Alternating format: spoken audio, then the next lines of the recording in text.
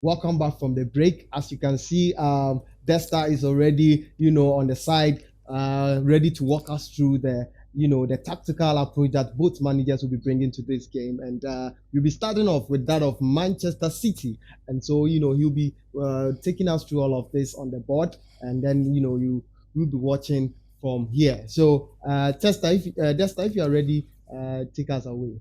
All right. So basically, this will be a, a battle of great minds between Pep Guardiola and Jurgen Klopp. These are excellent, excellent coaches who have been able to master the game of football, putting in place players to be able to play the kind of way they want to play. Traditionally, Pep Guardiola would normally go for a normal 4-3-3, and in my estimation, the normal 4-3-3 is the most balanced formation of all. Why do I say that?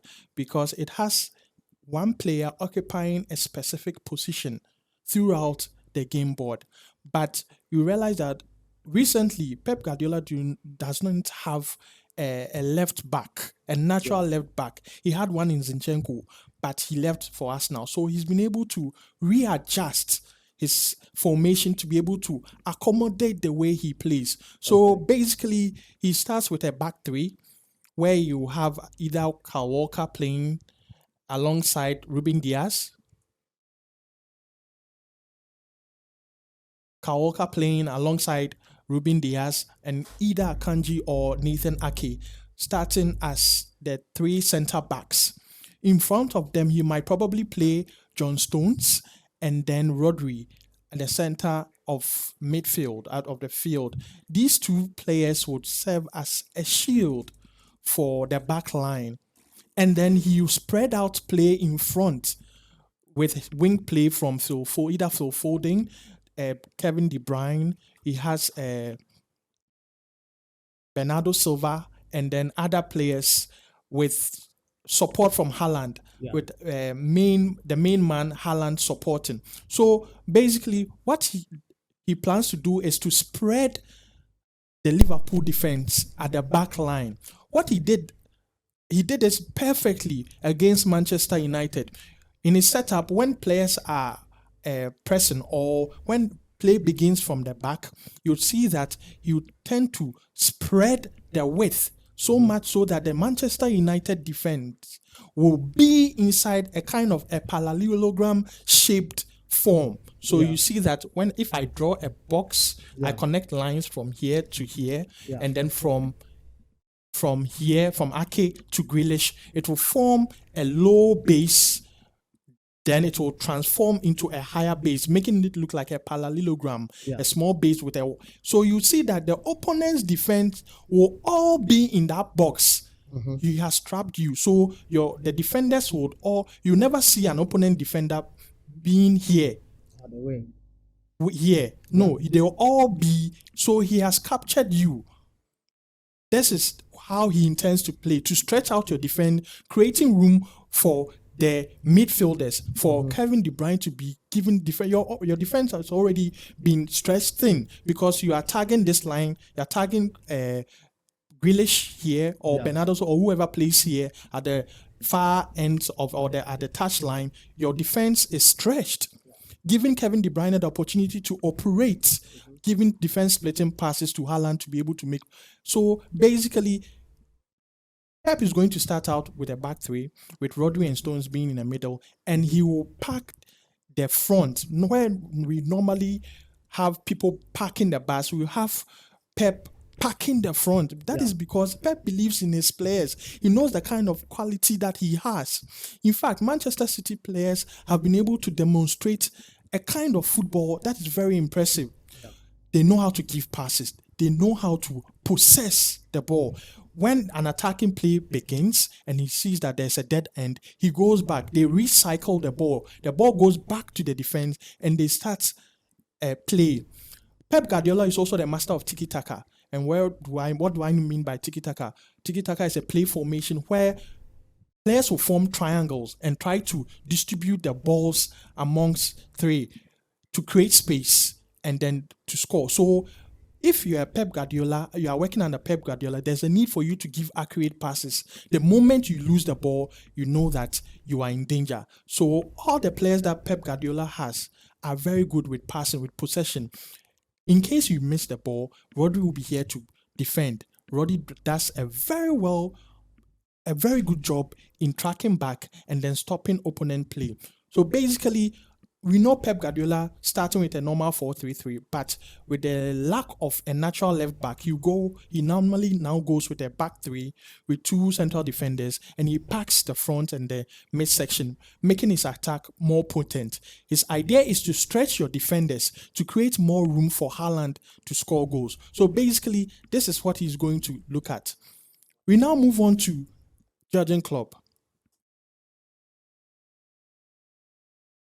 Jurgen Klopp has always been a master of the Gingen pressing 4-3-3, as we already know. Yes, so we will normally start out with Alisson Becker in post.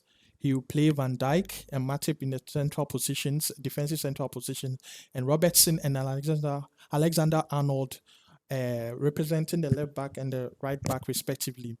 Midfield isn't so much of a powerhouse for Jurgen Klopp, unlike City. We have McAllister, who is relatively good compared to Jones. Jones is a bit inexperienced, but he also can get the job done. He plays the number 7 position, the right wing, where we have the left wing, where we have Diaz. He has Nunez striking or being the center forward, and then Salah operating from the right wing. You know how crazy Salah is with his speed boots and everything. So basically, yes, in an attacking phase, when plays begins, you realize that Robertson and then Alexander Arnold are forced to join the midfield, creating an overload in the midfield. This is where they begin their Gingen pressing or the counter press.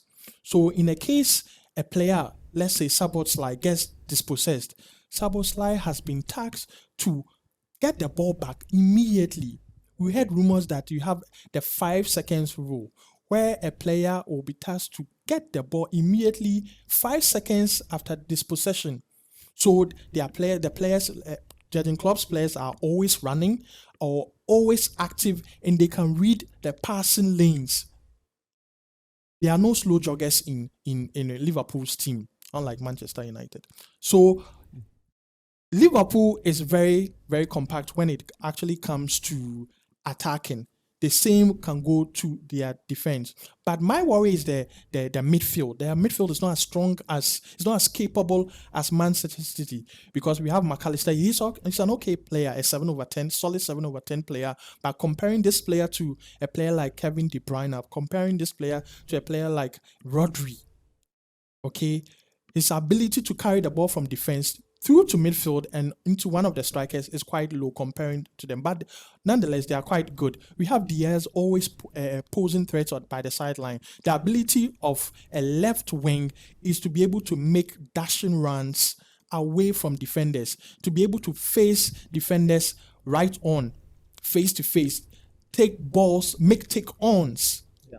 And Diaz is also quite good. He has the ability, if you can see this wiggle here, he has the ability to either overlap or to cut in and then give a direct shot, which he normally scores with. Salah, with a wiggle here, intends that he's always more interested in the cut in. So he touches the byline and he's always looking for an opportunity to cut in, give a pass, or use his left foot to give a curling shot. And this is where mostly his goals come about. He's nimble, meaning that his ability to play quickly with his feet is his greatest strength. So basically, Jurgen Klopp will actually start with a 4-3-3 formation, as I stated earlier. It is the most balanced formation because all the players that you place on the field know their role. Their role is only one. So we have one center defender. We have one left wing, one right wing. We have one supporting defender. We have one center midfielder. Every position that you play in a 4-3-3 has one player occupying a single position, doing a solo job. And that is what actually makes this formation, the 4-3-3, the most balanced formation, in my opinion. So Nunes, as we said earlier on, he's been banging in the goals. So we're expecting a lot from him. In fact, Nunes from the start of this season has been quite abysmal, but he's been picking up form. And then, yes, I have to send a shout out to my guy, Dave Davids, who normally is a huge supporter of Nunes. Whenever he misses chances, he still has his back. So I'm sure he's actually glad that he's now banging in the goals. So we'll be counting on Nunes to make runs for passes like Saboslai and then Salah to give him accurate passes to score goals. So basically, this is how the setup is. Klopp will be going in with a traditional 4-3-3, whilst Pep Guardiola would actually start with a back three with two central defenders, and then you overload the midfield and attacking areas in order to stretch out your the opponent's defense. If the opponent defense is stretched out, people like Haaland will be able to make free runs. Haaland will be able to make free runs to collect the ball and then to drive. You know the power of Haaland. If he's able to collect the ball, it's very, very difficult for anyone to get close to him. So that is the main ideology. For you to be able to counter Pep Guardiola's system, you also need to be very capable with your passing. You don't have to lose possession, because it's actually very, very easy to score against such a team. Imagine if you had an Mbappe sighted here like this. You only need to dispossess the ball and give one accurate pass. So that is basically how Pep Guardiola, so he hacks your area. Majority of his players are in your area. So all you need for your players to do is dispossess, and that's where the problem is. Dispossessing ball from Pep Guardiola's team is very difficult. But once you're able to dispossess a ball from Pep Guardiola and you just give one solo pass to a speedster like Rashford or Mbappe, you'll be able to hurt him. So that is the only way you can sort of counter Pep Guardiola's press. Thank you very much. Wow. That is very, very interesting, very, very, insightful, as you can see, the tactical lay down of both managers. And so I will say a very big thank you to Dexter for actually taking us through this, and to Bruno also for joining us on the show, and then for all the insightful analysis that has gone down today.